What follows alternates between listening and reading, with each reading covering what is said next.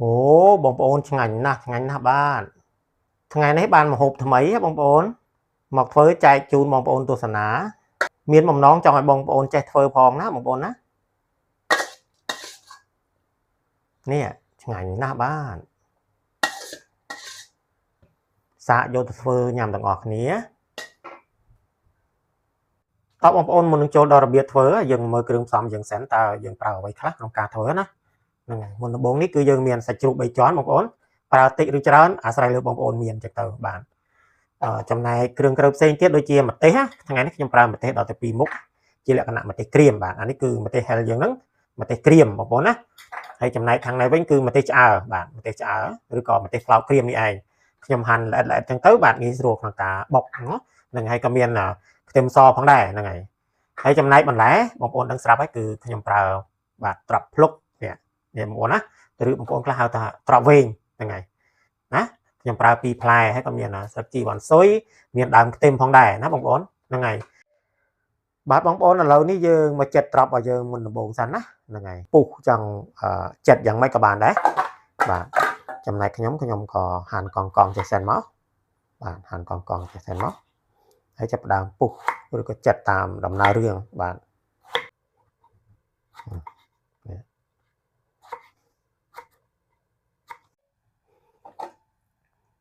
ាទសាច់ជ្រូក3ជាន់ខ្ញុំហាន់ណាបងប្អូនដោយតែបងប្អូនធ្វើអញ្ចឹងធ្វើហាន់ឆាអីចឹងធម្មតាអញ្ចឹងទៅបងប្អូននេះហាន់ជាចំណិតចេះនេះប៉ុណ្្នឹងទៅហ្នឹងហើយ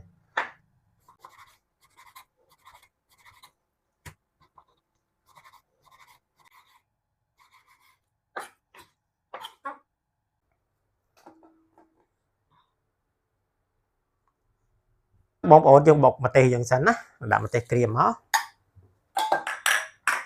ម្ទេសផ្លោកក្រៀមខ្ទឹមសបាទបន្តមកយើងចាប់ផ្ដើមបុក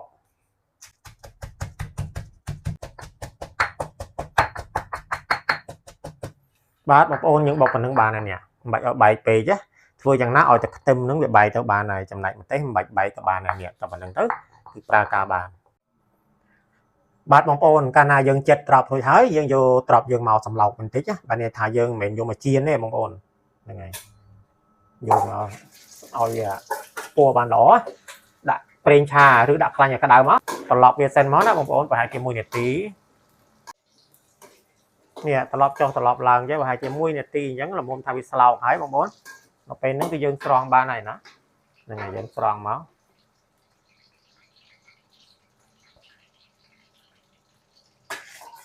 បាទស្រង់មកបងប្អូនសម្រាប់វា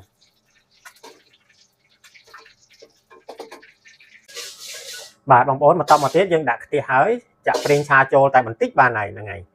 បន្តមកទៀតយកសាច់ជ្រូក3ជាន់ដែលយើងបានហាន់នេះ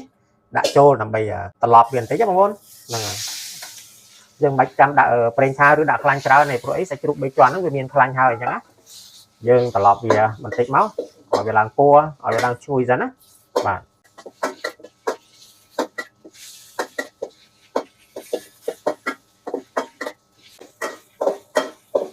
បងប្អូននេះយើងលីងចុះលីងឡើងល្មមថាឡើងពណ៌បានល្អអញ្ចឹងហើយនេះឃើញទេអញ្ចឹងហើយយើងស្រង់សិនមកណាហ្នឹងហើយយើងបន្ថយភ្លើងសិនមុននឹងស្រង់វាខ្លោចបាត់ផ្ទះហ្នឹងហើយស្រង់សិនមកចុះក្នុងចានសិនណាបាទស្រង់ដាក់ចូលក្នុងចានសិនមកបងប្អូនណាបាទឥឡូវនេះយើងទុកដោយឡែកសិនបាទបន្តមកទៀតយើងដួសខ្ទឹមព្រមទាំងម្ទេសដែលយើងបានបុកហ្នឹងដាក់ចូលមកបាទដើម្បីឆាឲ្យឡើងឈ្ងុយសិនណាហ្នឹងហើយបន្ថែមភ្លើងតិចមកនេះបងប្អូនឆាចុះឆាឡើងល្មមតែឈ្ងុយទៅហើយពេលហ្នឹងគឺយើងដាក់ទឹកចូលមកទឹកចូលមកសិនមកគឺបងប្អូនដាក់ចូលមកបាទដល់ពេលហ្នឹងគឺយើងដាក់ទឹកស៊ីអ៊ីវចូលមកបងប្អូនដាក់ទឹកស៊ីអ៊ីវចូលបន្តិចមកណាហ្នឹងហើយទឹកស៊ីអ៊ីវប្រេងខ្យងបងប្អូនដាក់ចូលមកទឹកត្រីបងប្អូនទឹកត្រី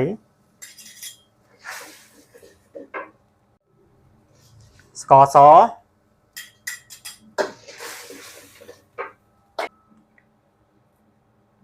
mà sao súp bông ổn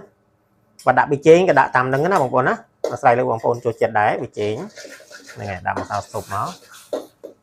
bà rồi bây giờ đã kêu rồi hái á bông ổn nó phải đến cái dân đã sạch chuột dưỡng bạn nè đã sạch chuột trồn máu cái chập đào trà rồi máuเอาไปโจสอบเสร็จมั้ง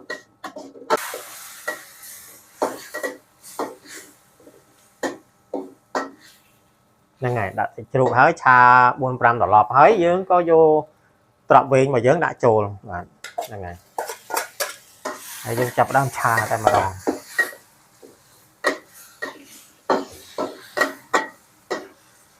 นั่นไงชาบนปรามตลอดมั้งยืงก็โยดามเต็มchi bàn xôi để dương bàn hành ấy đã trộn lên một đòn một con đã trộn lên ngọt máu đã trao ra từ ngồi nhé nó là ngày xa bàn tó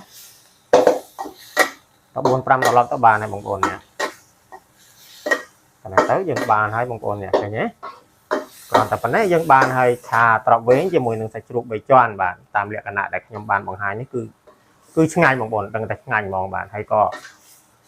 đừng bài off cái năng mong một con á nè ngày nhá một con ai vô từ thôi luôn kia một hộp cầm món các bạn đấy một con đó nè thấy nhé ngàn nhá con á cái đầu tiết đó là bằng con nè rồi chiết play ngắn nè người ta chơi like chơi share video mình đẹp mùi phóng nắp bằng con á nên là bữa xem việc kết thà ở video này mình phải giáo ấyหรือ bằng con ai bằng ho mình to và share tục សម្រាប់មើលថ្ងៃក្រោយក៏បានដែរបងប្អូនបាទអរគុណបងប្អូនដែលបានចូលរួមទស្សនាវីដេអូនេះតាំងពីដើមរហូតដល់ចប់ណាហើយជូនពរអ្នកទាំងអស់គ្នាជួបតែសេចក្តីសុខសេចក្តីចម្រើនបាទរកទទួលទានមានបានសុខភាពល្អគ្រប់ក្រុមគ្រួសារបាទនៅពេលនេះខ្ញុំបាទសូមជម្រាបលាសិនសន្យាជួបគ្នាវីដេអូក្រោយបាទជម្រាបលា